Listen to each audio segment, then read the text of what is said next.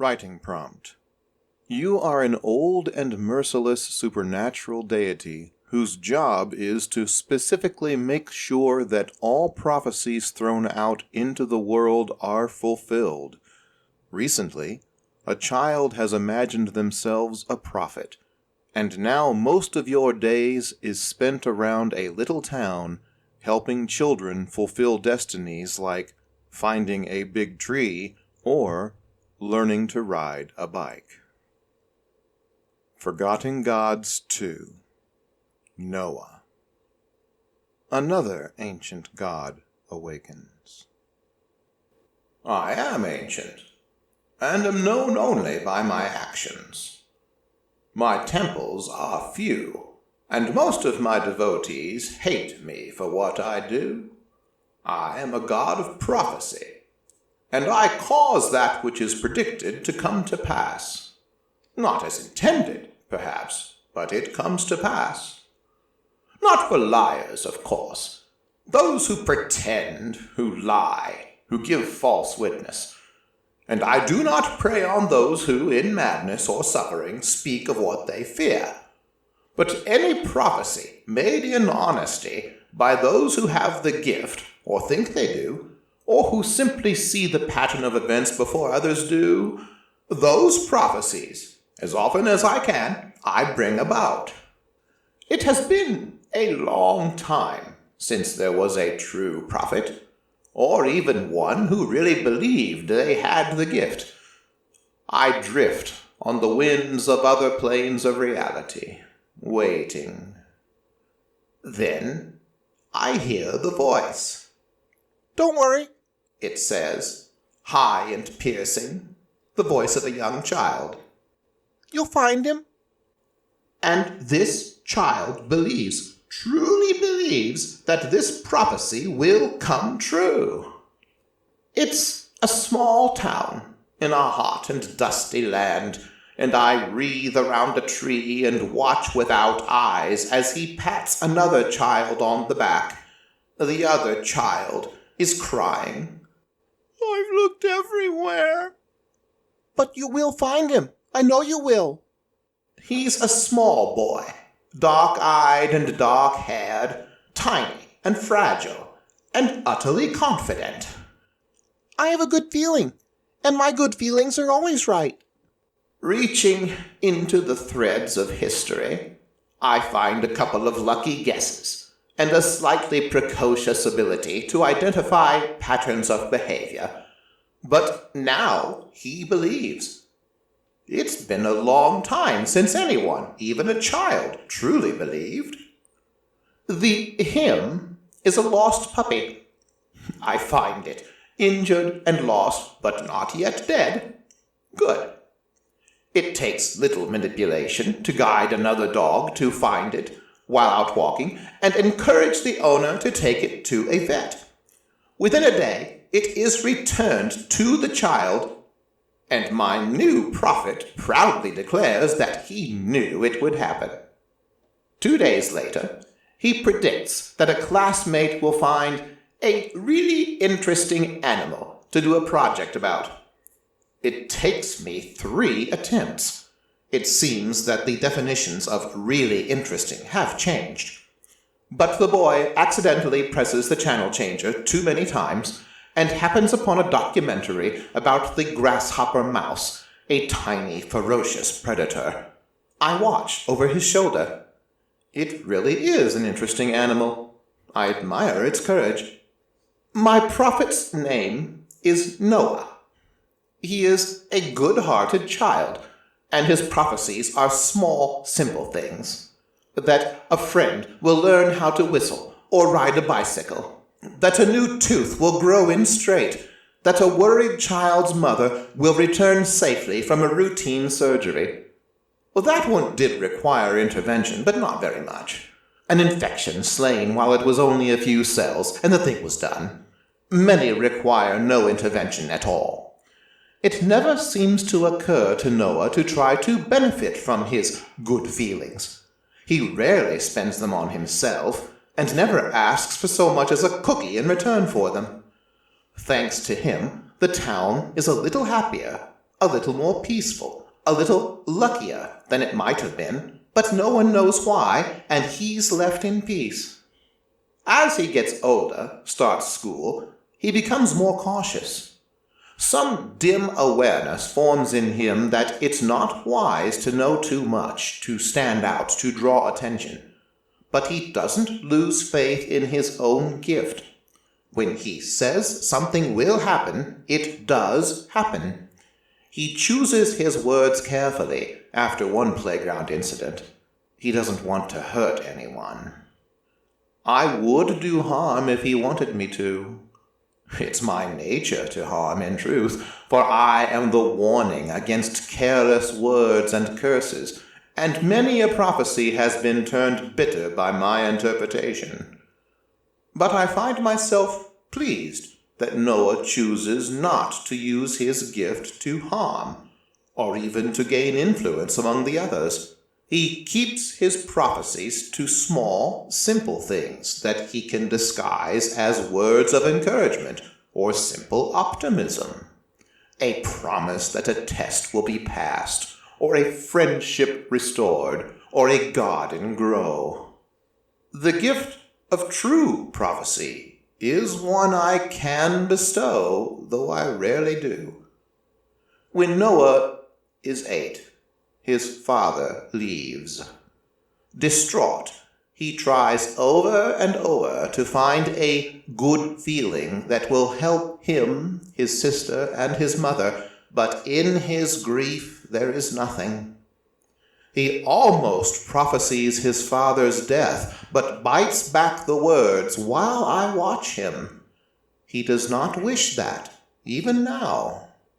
After a week of suffering, of doubt, I grant him the gift before he loses his faith. It's been so long since there was a real prophet. I find I want to keep this one. That night, he dreams a dream and wakes relieved. When he tells his mother and sister that all will be well, he believes it. And he is right.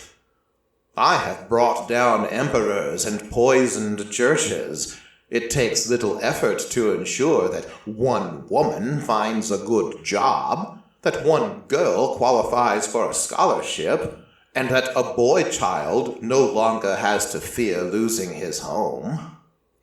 But I can't take this gift I gave him back.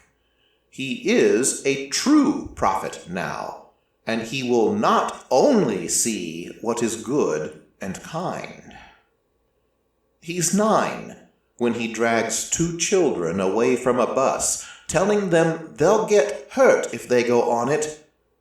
It's his good fortune that one of them knows him, knows he's never wrong when he speaks with that certainty. When the bus crashes, 20 minutes later, something changes in him.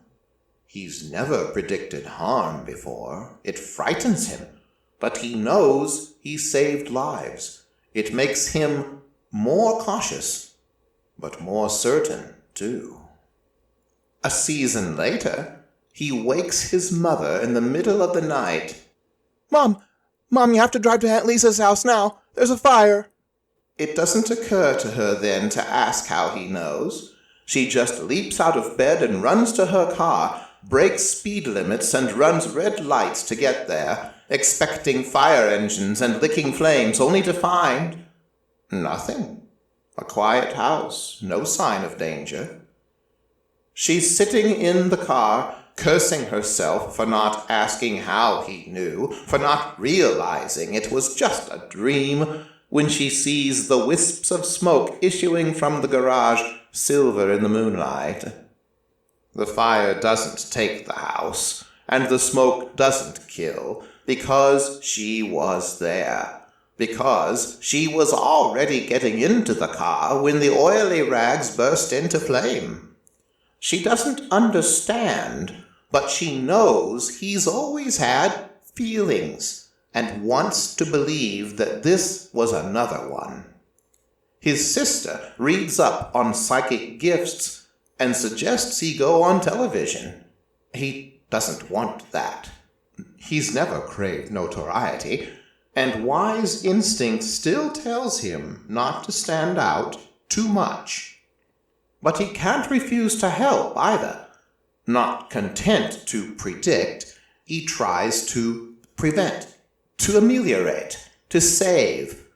At 9 years old, he has already learned what many prophets never do, that there is a place between the knowing and the telling, that what he speaks will happen, but he need not speak exactly what he sees. He has learned to choose his words carefully, to leave openings for escape. Sooner or later, he was bound to warn the wrong person. I am with him when he approaches a substitute teacher, warning the man to be careful on the road on the way home. The next day, the man approaches him in the playground, asking how he knew about the fallen tree, and we are both unsettled by the strange look in the man's eyes. He starts asking questions, not only of Noah, but of others, children who know no better than to answer. Soon he knows that Noah has feelings that are always right, that if Noah says something will happen, it will. Noah is a clever child, but he's only a child. He doesn't know how to stay out of the traps the man sets, and over the next weeks, the man gets the proof he wants. He believes, knows that my prophet has the gift, and approaches the mother. He says he wants Noah to use his gift to help people, but greed stands out in spikes all over him, and I know he wants to gain from it. He would poison the gift if allowed to, until my boy was just another charlatan preying on those in pain and need. The mother is wary, and rightfully so. She too has learned to believe, but it seems that she is the one who taught her son not to stand out, not to draw too much attention, not to open himself to suspicion. She denies and refuses, and at last orders the man out of her home. I don't know if Noah is responding to my anger, which fills the house like smoke, or to his mother's carefully hidden fear. All I know is that as the mother urges the man towards the door, Noah walks over to stare at him for a long time. If you don't leave me alone, he says clearly, you are going to regret it. The only thing that keeps me from dropping a tree in front of the car, killing him as he should have died weeks ago, is that it would upset my prophet. Instead, I drop it just behind him, leaving him an inch from death and sweatingly aware of it. The next day, he almost chokes on his meal and is saved only by another teacher. The day after that, I am learning modern ways. He is the victim of another greedy man, his bank accounts drained by a predator on the internet. He never comes near the school again. And a few days later, when he's had time to think, Noah sits up in bed when everyone else is asleep and stares into the darkness. I will find out why I have this power, he tells the darkness. I will know. Oh, that's cheating. I'm indignant, but I'm trapped by my own nature. He's spoken a prophecy, and I must make it come true. I almost take a fearsome form to frighten him, but he's a good child. He's been kind. I've always returned good for good and evil for evil, even if he's being annoying. I have no true shape, not a physical one. My shape is the shape of words spoken, of looming fate. But there are forms which have long been associated with prophecy, and those are the easiest to assume for the god of prophecy fulfilled. So I take one of them, and a great raven, twice as large as any natural bird, forms out of the darkness of the room, perched on the end of his bed. He looks frightened, but determined too. I want to know why I know things before they happen, he says, his small hands clenched tightly on his blanket. Why the things that I say will happen always do. Because I gave you the gift of true prophecy, I tell him in the raven's croaking voice. Why did you give it to me? I could lie, but I have no mastery of the art of lying. I can warp words and twist them, but I am a creature in the service of truth when all is said. Because you have always believed you had it, I told him. For half your lifetime I have watched you, and ensured that your prophecies came to pass. Why? Because that is my nature. It is my purpose. I am the god of prophecy, and of prophecy fulfilled. He frowned then, his smooth forehead creasing. So why did you give me the gift if I already thought I had it? And you were making sure what I said happened anyway. When your father left, I said, and he flinched. You were losing your faith. You were beginning to doubt. Without the gift, you would have abandoned your faith, and in time forgotten that you once had a childish belief in foretelling the future. And you wanted me to keep believing? Why? He always has been an insightful child. This is not a question I wanted to answer, but I must, having once begun with the truth. Because you are the only one who does. He frowned again. I've seen lots of people who believe in foretelling the future. Yes, and no. I cock my bird's head, considering how to explain. There are many who believe in their own ability, or that of others, to glimpse what is hidden or what is to come. There are those who believe in a god or gods, but they do not believe in prophecy, not in the old way, not anymore. They do not believe in the power of words spoken, in fate and in fortune, in as it is written, so shall it come to pass. But you did. You believed that the words spoken would prove true, so they did. He nods very slowly. I remember, he says after a long moment's silence. I remember my mom reading me a story that had a prophecy which came true a way nobody expected. I remember thinking about it a lot, about how it said exactly what it meant, but everyone misunderstood, about how the words mattered. I nod too, and click my beak softly. This form, this shape, is not real, I tell him, remembering that for all his intelligence he was only a child. My true shape is like the shape of a word, or a whisper, or a promise. As it is written, so mote it be, they used to say.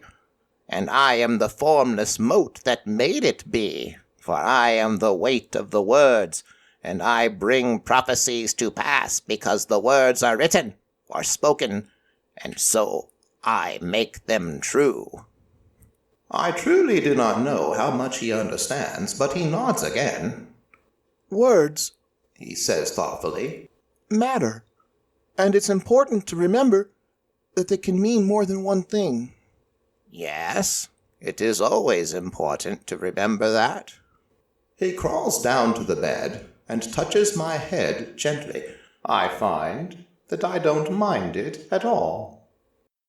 6 years later, when he visits his father in a distant city, I travel with him. I ride on his shoulder, a small raven visible only to him, and we read together. He has long debated what career to choose, and has decided that he can do the most good by studying engineering and construction and becoming one of those who inspect buildings and other structures for flaws. Who better to judge future safety than one with the gift of foresight, after all? He knows what disasters can be caused by the collapse of a building or a bridge, or the risks of fire or earthquake, and how many lives he could save with a timely word. And if it is his trade to predict faults, no one will question too closely when he does so. So we are already studying, learning the patterns to look for.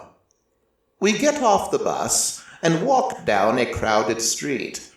As always, I look where he looks, and when he stops suddenly in mid-step to stare, I am already staring too. There is a girl, about his age, sitting with her back against a large stone. Coiled around the stone, and around her, its huge head resting on her lap, a serpent marked in white and yellow and crimson dozes, and her hand rests on its head while she reads.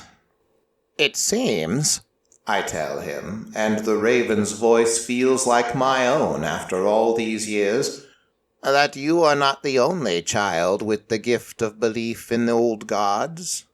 That is an old god. Oh, yes. No one else would see what we see. Just a girl reading, but it is old, perhaps even older than I am, and she is its priestess. I shift my phantom weight, gripping his shoulder with feet that are always careful not to hurt even now. What do you say, prophet? Will we meet this priestess and her god? I feel him reach into the futures with the ease of long practice now, and then he smiles. Yes, he says, and his words have the weight of truth. We will. He walks over to her, and when she looks up, her eyes widen, just as he did when she sees me. Hi, he says, and he smiles. I'm Noah. She smiles back, at me as well as at him, and the serpent raises its head to gaze at us with interest. I'm Allie. I think we have a lot to talk about. She tilted her head, and dark eyes met dark eyes in perfect mutual understanding. I think we do. All of us. End of Forgotten Gods 2, Noah. It was written by Sarah Blackwell and read for you by John Payton. This work was produced under a Creative Commons 4.0 share-alike license. You may share this file so long as the credits remain intact. For more fiction like this, please visit dicefic.tumblr.com. That's dycefic.tumblr.com. Thank you for listening.